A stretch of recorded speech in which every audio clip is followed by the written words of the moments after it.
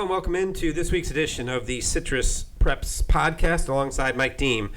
I'm Brett Knudsen, and hard to believe, we're not done with the regular season in football, but that's what we're talking about it with really only Seven Rivers Christian right now left with a regular season game. Of course, we assume there's going to be some playoff action, and we'll get into that in just a few minutes. A lot to talk about with football. Obviously, the playoffs getting ready to start next week. This week is the final week of the regular season across the state. The playoff rankings will be out this weekend. The pairings will be out, and we'll know who is in the postseason. Dunellen, we know, is in. Yep. Pretty sure that Citrus High good season is going to be in as well. And the rest of it will work itself out after the course of play this week. So we'll talk about that, where it leaves everybody, maybe a little bit a wrap up on the season. Also, obviously, the big news that kind of hit the beginning of this week was that Citrus High, going into their game on Friday night, head coach Robert O'Brien was not coaching, and as of Monday, he resigned as the football coach at Citrus.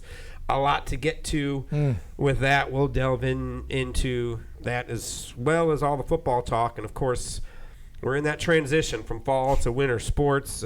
Everything is underway in terms of winter sports, at least with practicing. Hot. Yeah, it is. I thought it was going to cool down a little bit. I love Florida. That's why I love it.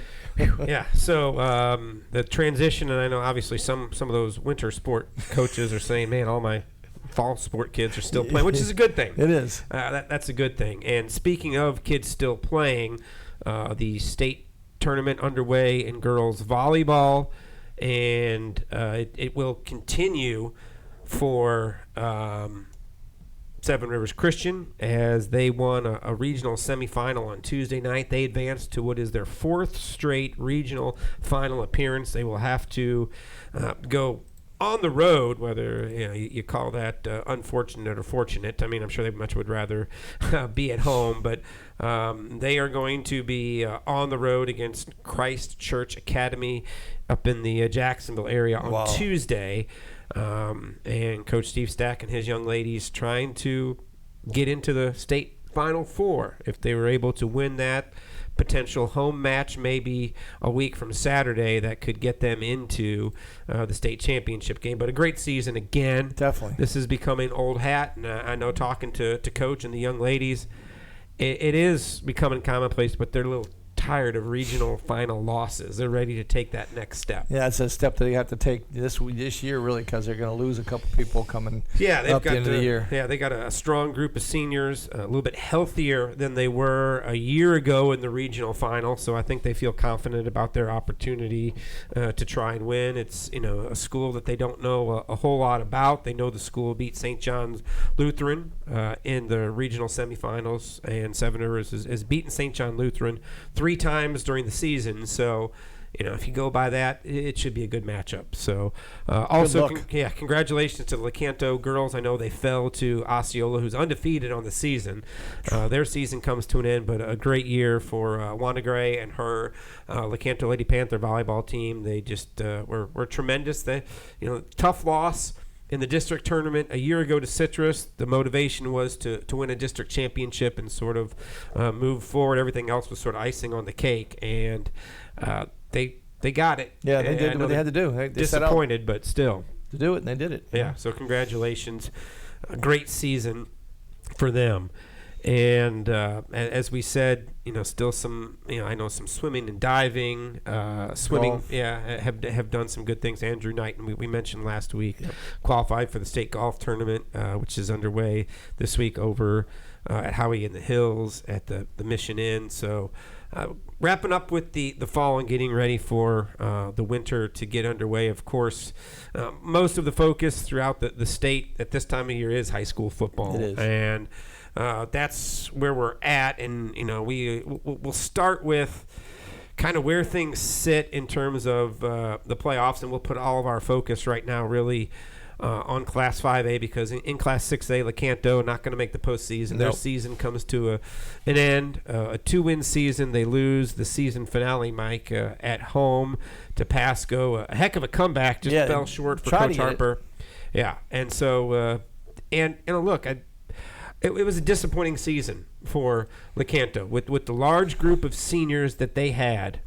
I think expectations are extremely high for them this year, and they were, and unfortunately just fell below standards. But, you got to think that sometimes this happens, when you get that high expectation, sometimes that's a little hard to achieve. And you've got, they came off a great 7-on-7 summer where they had a lot of wins and they beat some rivals. And, they're coming into a season, they think that, they can probably run the table a little bit and, just didn't turn out the way they wanted to. Yeah. And, as I said, just I think probably the one thing that was disappointing obviously was the win total, but there's a couple of games that got out of hand a little bit as well. So it's tough, tough to go through, and tough for Coach Harper and the staff to see a large group of seniors move on. Mm-hmm. A lot of those guys played a lot of football, so you're going to be replacing leadership, but you're also going to be replacing a lot of snaps. Yeah, and that's not going to be easy to do. But they do have some playmakers that are coming back. Malmberg is another one, the great running back that they have, a sophomore. They got a couple good sophomore players, so look to them to rebound here next year and pick up some additional wins. Yeah, so tough season for Lecanto. Seven Rivers, we'll talk about real quick. Boy, you get a 5-win streak here going on this last game. Yeah, 4 in a row. Impressive. It's just it looked like, from the outside looking in, they had a couple of games early in the season that they were in it to the fourth quarter, just couldn't finish the deal. Numbers were, they sometimes 12, 13 kids. So you thought over the course of the season, it would wear them down. Attrition would get to them, and it was just going to be a long, difficult year. And boy, have they turned things around to win 4 in a row. A ton of confidence. They're going to end the season at home on Friday. And you talk about building momentum into a new season for next year. One senior, you could be on a 5-game winning streak going into the spring. Wow. And I gave you a little heads up. I saw Dave Iwanek too yesterday, in fact. Dave, used to be a head coach there, mm-hmm. and also now he's a volunteer coach. Yep, and he still said, out there. And he's calling the plays, and he said, I'm so impressed with Coach Van Son and how well he plays freshman-wise. But he said, recognize that there were 2 players out there that were not playing, that were constantly at practice. 8th graders going into freshmen. One's a lineman, because they're losing their best lineman here as a senior, the only senior they have on the line.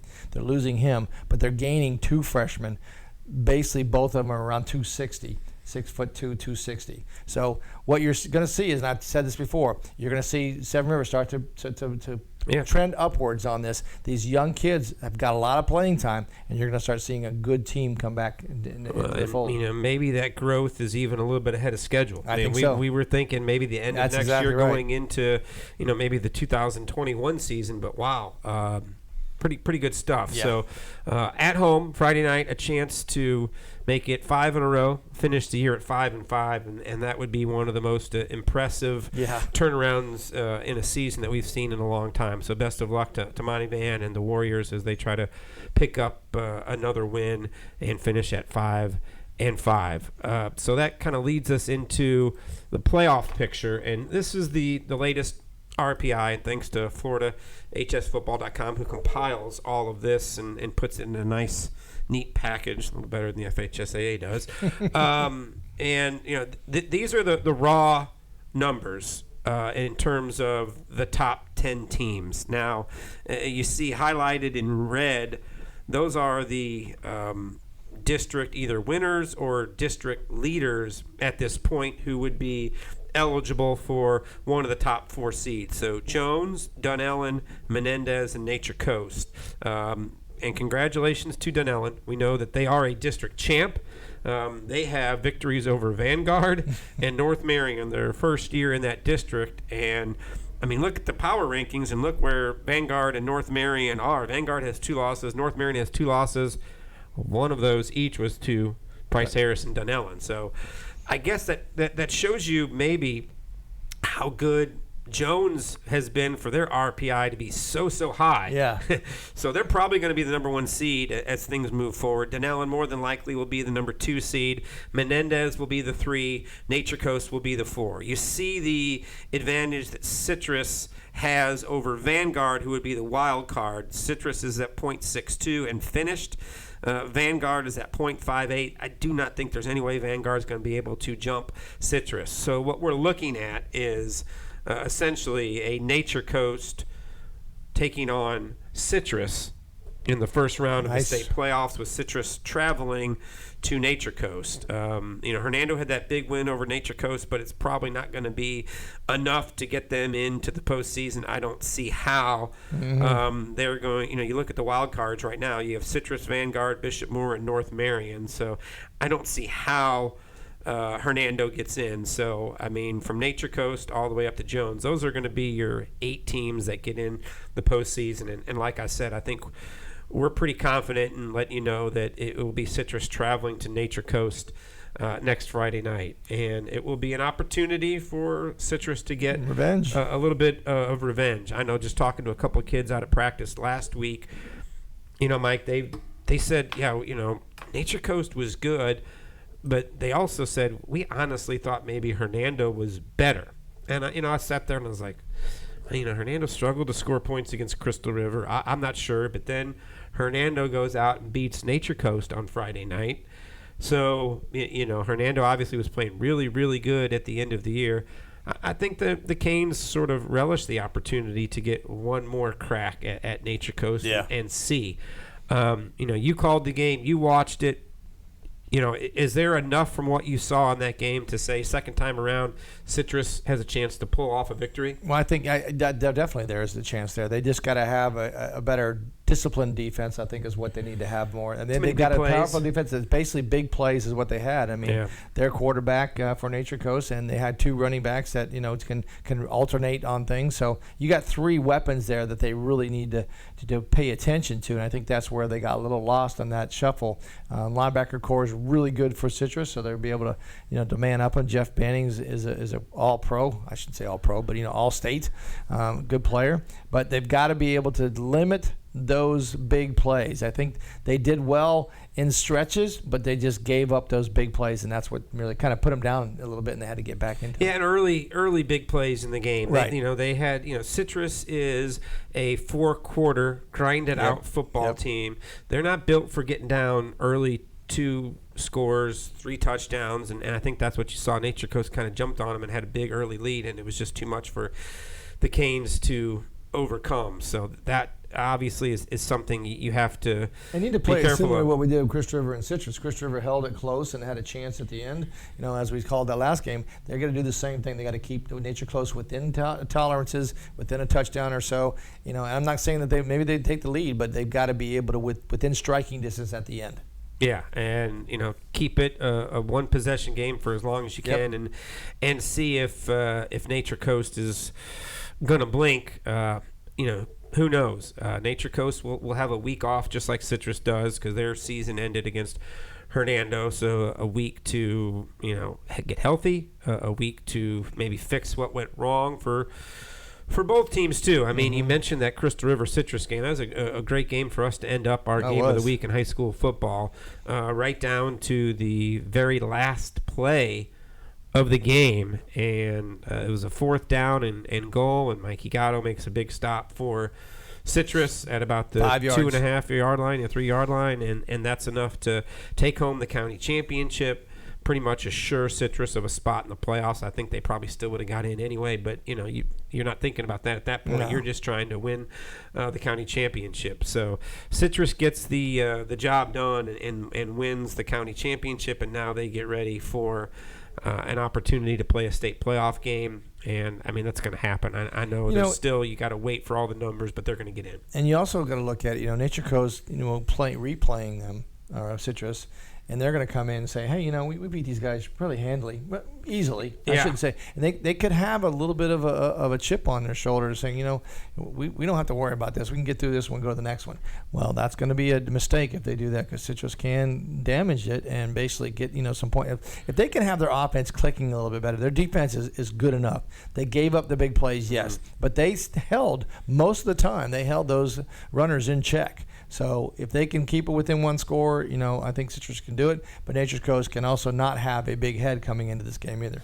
Yeah, and it wasn't an easy win at Citrus, but you could see why they might be a little confident, perhaps overconfident, and that'll be the job of the coaching staff at Nature Coast to keep it where it is. The other obviously big story with Citrus and going into Crystal River and going into the playoffs is the fact that head coach Robert O'Brien, we mentioned it at the beginning of the podcast, was not coaching on Friday night. It caused quite a stir for all of us kind of in the press box who just, as the game kind of approached, was like, whoa, what happened?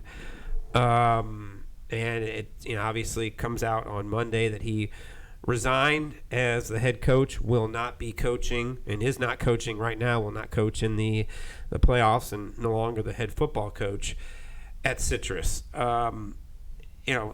A lot to sort of to talk about, I guess. The problem that that I have with us delving too much into it is I've heard and talked to a lot of people either directly associated with what happened or secondary and third type knowledge of what went on. But for me to say too much, everything I've heard has been directly from one side of what happened, and haven't been able to get even a comment from the other side of it. So it's hard to give a completely unbiased synopsis of what happened, because you can go on Twitter and see everybody's got something. There's always an opinion there out there. Yeah. Look, I feel comfortable in saying that if everybody is pointing to one incident at or around the Nature Coast game as the reason why Coach O'Brien is no longer the head coach, I think that would be wrong. I think there's a bigger picture there. I also think it's safe to say, maybe not right now because we're just a few days into it, I think when both sides can sit back and look at what happened, I'm sure both of them would like to have done some things a little differently over the course of this season, so it didn't lead to this point. And I feel also pretty comfortable in saying that at some point, even before the Nature Coast game, I really firmly believe this. Everybody involved knew that in August of 2020, Coach O'Brien was not going to be the head coach. But I think everyone, for most of the last few weeks, was hoping to get to the end of the year with unscathed, and it blew up. And a lot of what I've seen out there in the Twitterverse and Facebook is a lot of information that I know I've confirmed virtually from people directly associated that's not true. Right. But there is a lot that is accurate in terms of some things that happen. The point of it all is obviously Coach O'Brien had to chose to resign, and is no longer the coach. And what a lot of people, I think, in everything that's going on, sort of missing maybe they're not missing it, but you don't see a lot about it, is it's the kids who are suffering. Yeah, big time. And that's where I think both sides would have liked to have gotten to the end of this season without this together, and then had the separation, because the coaching staff at Citrus is solid. A lot of those guys have been there for a while. Yeah. If there was ever a group that could rally the kids and potentially get them ready for a playoff game, it's Chop Alexander. He's going to be fine. I think they have an opportunity to, but is the deck completely stacked against them after what is going on? Because quite honestly, this is a school and a team divided. Yeah. And you can't go into a football game like that. I mean, they were able to get through Crystal River with a win. But, that was with just I would say a minor distraction. Yeah. Things have kind of blown up since then. Yeah, they have. And it's just sad, like you said, the main thing is with the kids. Yeah. Kids are the brunt of this, and they got to go and play another game, and they've got to get ready for another game, and they've got to go through this every single day of practice, and they've got to hear it from a zillion different aspects, Twitter, Instagram, anything you want to talk about in social media. And that's the downfall, to be honest with you, of social media, is that you get 1,000 opinions of what may or may not happen, and they could be all wrong, and they could all be right. It doesn't matter. You don't know. So you can't really go that way. I think the thing with the kids is they've got to just kind of block this out, and I'm sure that Coach Alexander would do this, is just kind of block it out, play together as a family, and that's what they said.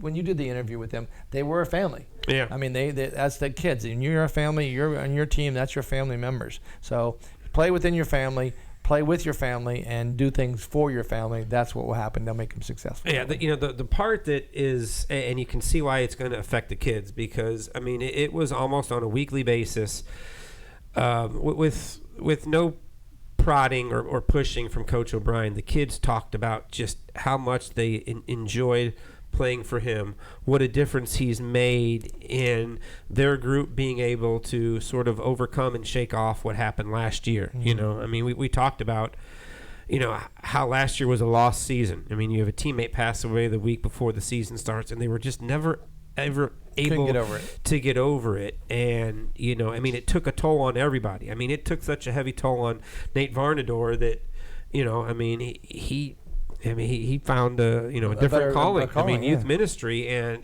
that season and dealing with the death of a player, it wore on him, and I consider Nate to be a good friend, and I mean he was just so emotionally worn out at the end of the. So how do the 16, 17, 18-year-olds go through that when the head coach and the staff they're drained just trying to keep it all together? Yep. So Coach O'Brien was just it was like a reset, a refresh. And the kids bought in. They had a lot of fun playing for him. And then when all now he's gone. Regardless of whose fault it may or may not be, that's going to be difficult come a week from Friday. I don't know what's going to happen. The biggest thing is that you can leave your emotions on the field, and that's what they. I mean, really, I would for this team right now, it might even be better. It's worse to play another week. I'd rather play this Friday because you want to feel like you can get out those emotions on the field, and I wish they were doing that, but unfortunately they can't. But look, they've also got nothing to lose, because everybody across the state's going to look at this matchup and say Nature Coast beat them easily the first time around at Citrus. There's no way Citrus is going to go down there and win. We don't know about the quarterback situation and the availability of Connor Bishop. He was wearing a sling on Friday night, did not play at quarterback. So, I mean, you got a lot of things happening. So no one's going to think Citrus is going to knock off Nature Coast. So they've got just the complete we have nothing to lose attitude. Go out there and throw caution to the wind and play our best game. And I'm sure by the time that, they kick it off next Friday, not for sure at Nature Coast, but we're assuming, maybe they can, just forget about all the clutter that's outside and get ready to play and see what happens. Yeah, I think that's what they absolutely have to do.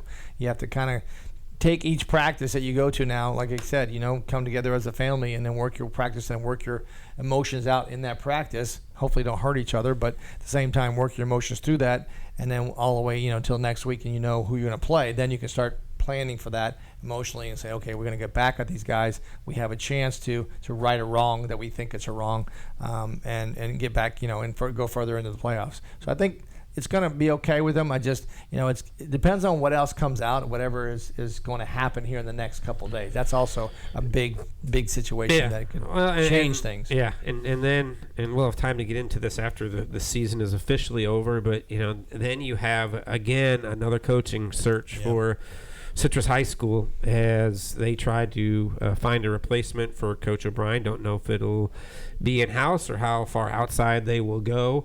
It'll be interesting because, I've had, several coaches and people, not even from this area, not even who are coaching in Citrus or Marion or Hernando County. So outside of the immediate area, say, I don't know who's right or who's wrong, but boy, is it going to be? Don't you think it's going to be more difficult for them to hire the next head coach I think after everything that's gone on? And I think the next head coach is right there, but that's just my opinion. But if they do have to do diligence and do a search. But that's just my opinion. Yeah, look, we've talked about this, and this is not Citrus specific. This is for Crystal River and Lecanto. I mean, for football around here to be successful for any of these schools, Got to have longevity. Yeah, you have to. You got to build it, and you got to get support, and you've got to have it from everybody on down. I mean, you got to have it from, the youth football programs. Exactly.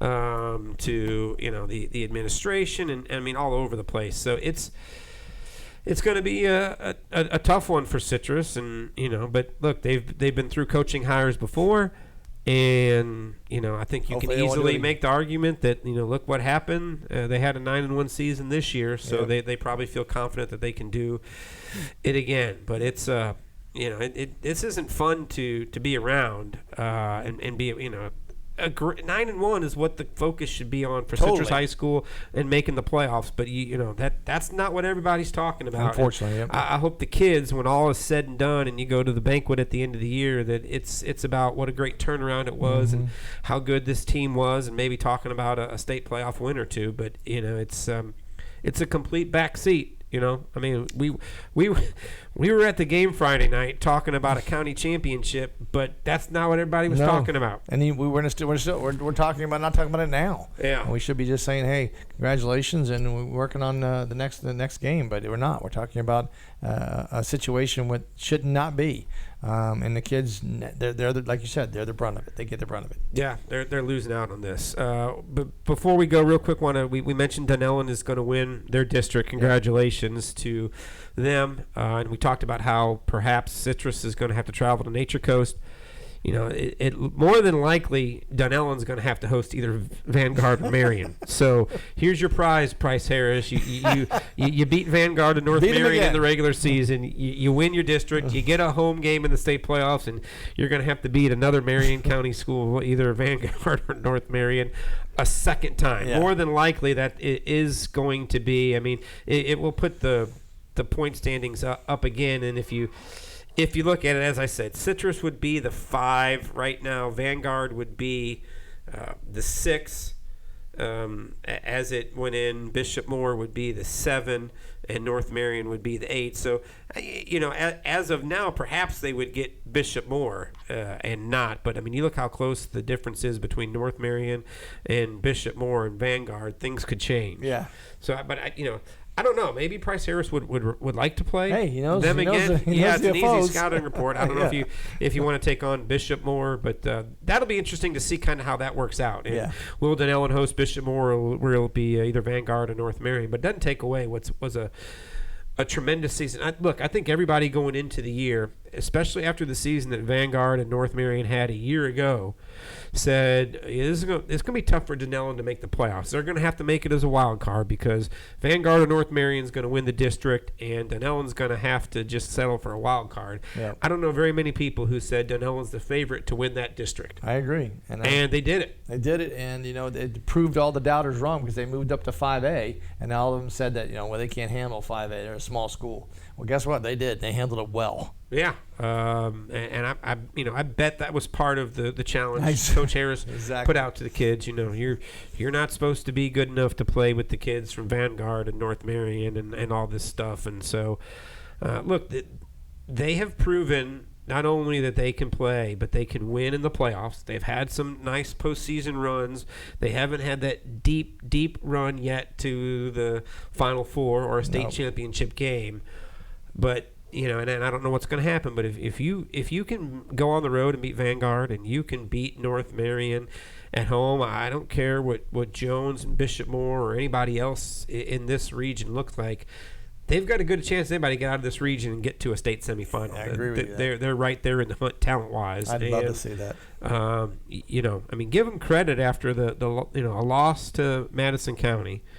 Which is a good school. Yeah, which that's not an embarrassment, but to lose it and they've played some really good football, and they play physical football. They play very good defense. They've got playmakers all around. They're going to be a tough out for anybody. And you talk about, well, does Dunellen really want to play Vanguard or does North Main or Vanguard? They want to play Dunellen. Want to go Dunellen again? Exactly. They might want their chance at Jones or Menendez if they get a chance. So yeah, definitely. We'll have all that squared away for you next week. We will have the playoff matchups. Tell you who's playing who and where. We know Dunellen will be at home. We know Citrus will be on the road if they get in, and they will get in. So, and of course, we'll keep you update on the latest that happens if anything more comes out with the coaching situation at Citrus. But more than likely, it's going to just fade into the end of the season and a new coach taking over the Hurricane program. Yeah, just follow us on Twitter. Follow him on Facebook and Twitter, and you'll get all the updates on that. Yeah, absolutely. So we'll keep you updated. Also, keep an eye on the Seven Rivers Christian volleyball team. Next Tuesday, they'll be on the road with the chance to try and advance to the state Final Four. So best of luck to them. We'll be back again next week with another podcast talking some high school football playoffs and the start of some new sports in the winter season and the end of the fall sports season. So stay tuned to Twitter, as we mentioned, and we'll be back here again next Thursday. Have a good week, everybody.